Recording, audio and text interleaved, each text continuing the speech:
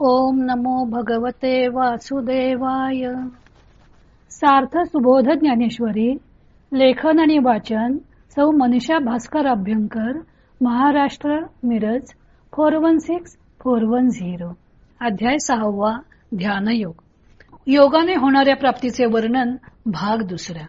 ओव्या आहेत 365 ते 374. भगवंतांनी योगमार्ग साधण्यासाठी युक्ताहार विहार ही युक्ती सांगितली व नंतर 4 श्लोकांमध्ये योगाने प्राप्त होणाऱ्या प्राप्तीचे वर्णन केले. त्यावर ज्ञानदेवानी 10-11 ओव्यात विवरण केलेले आहे, ते आता पाहायचे आहे. एरवी तरी येणे योगे, जै इंद्रिया विंदान लागे, तै चित्त भेटोरी गे आपण पेय.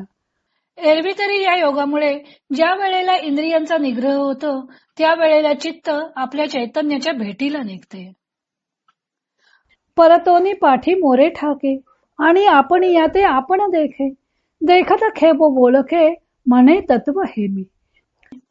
ते ज्या वेळेला विषय सोडून परत अंतर्मुख होते आणि आपण आपल्या आत्मस्वरूपाला पाहते, त्याच वेळी पाहिल्याबरोबर त्या स्वस्वरूपाची ओळख पटते व ते तत्व मी आहे अशा समजुतीवर ते येते. तिये ओळखीची सदिसे, सुखाचे साम्राज्य बैसे, मग आपण पा समरसे बिरोनी जाई. त्या ओळखी बरोबरच ते सुखाच्या साम्राज्यावर बसते आणि तेथे आत्म्याशी समरस झाल्यामुळे चित्ताचा चित्तपणा नाहीसा होतो. जया परते अनेक नाही, जया ते इंद्रिये नैनती कही, ते आपणाची आपुली या ठाई होऊन ठाके. व ज्याहून दुसरे काही नाही व ज्याला इंद्रिये केव्हाच जाणत नाहीत, असे जे चैतन्य, ते चैतन्य मन आपण स्वतः आपल्या ठिकाणी होऊन राहते. मग मेरू पासूनी थोरे, देह दुःखाचे नि डोंगरे, दाटीजे पाप पडी भरे, चित्त न दटे. मग मेरूपेक्षा मोठ्या दुःखाच्या डोंगराने त्याचा देह जरी दडपला तरी पण त्या भाराने त्याचे चित्त दडपत नाही. का शस्त्रेवरी तोडिलिया, देह अग्नी माझी पडलिया, चित्त महासुखी पहुडलिया, जेवोची नये. अथवा शस्त्राने त्याचा देह तोडला किंवा देह अग्नीमध्ये पडला तरी चित्त निरतिशय सुखात लीन झाल्यामुळे परत वृत्तीवर येत नाही. ऐसे आपण पा रिगोनी ठाये, मग देहाची वासू न पाहे, आणि कची सुख होऊन जाये म्हणून विसरे. याप्रमाणे चित्त आपल्यात प्रवेश करून राहिल्यावर मग देहाची वाट पाहत नाही, देह तादात्म्य घेत नाही व अलौकिक सुखच बनल्यामुळे ते चित्त देहाला विसरते. जया सुखाची या गोडी, मन आरतीची सेची सोडी, संसाराची या तोंडी गुंतले जे. ज्या सुखाची चटक लागल्याने संसाराच्या तोंडात गुंतलेले जे मन ते विषय वासनेची आठवण देखील ठेवत नाही. जे योगाची बरव, संतोषाची राणीव, ज्ञानाची जाणीव जया लागी. जे सुख योगाचे सौभाग्य आहे, संतोषाचे राज्य आहे आणि ज्याच्याकरता ज्ञानाची समजूत करून घ्यावयाची असते, ते अभ्यासी लेनी योगे, सावयव देखावे लागे, देखिले तरी अंगे होई जाई लगा. ते सुख अभ्यासलेल्या योगाच्या द्वारा मूर्तिमंत पाहिले पाहिजे आणि पाहिल्यावर मग तो पाहणारा आपणच स्वतः सुखरूप होऊन जातो. भगवंतांनी 20 ते 23 या 4 श्लोकांमध्ये योगाने होणाऱ्या प्राप्तीचे वर्णन केलेले आहे. त्यावर ज्ञानेश्वरांनी 10-11 ओव्यामध्ये विवरण केलेले आहे. या विवरणात एखाद दुसराच अलंकार आलेला आहे. बाकी सर्व विवरण हे तत्वज्ञानाच्या अंगाने सलगपणे केलेले आहे. 363व्या ओवीत सांगितलं होतं की योगासारखे आणखी कोणते सोपे साधन नाही.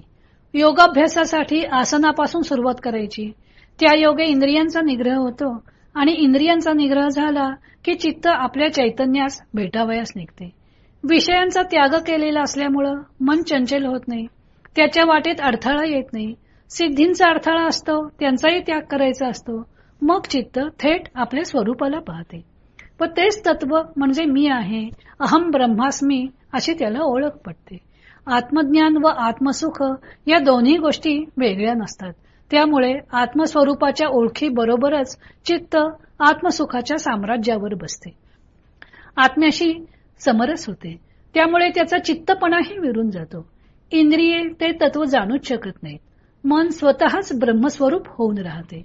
श्लोकांमध्ये जो बुद्धिग्राह्य शब्द आलेला आहे त्याकडे ज्ञानदेवांनी दुर्लक्ष केलेलं आहे. कारण ते ब्रह्मस्वरूप अतिंद्रिय आहे. यो बुद्धे परतस्तु सह असं गीतेत म्हटलेलंच आहे.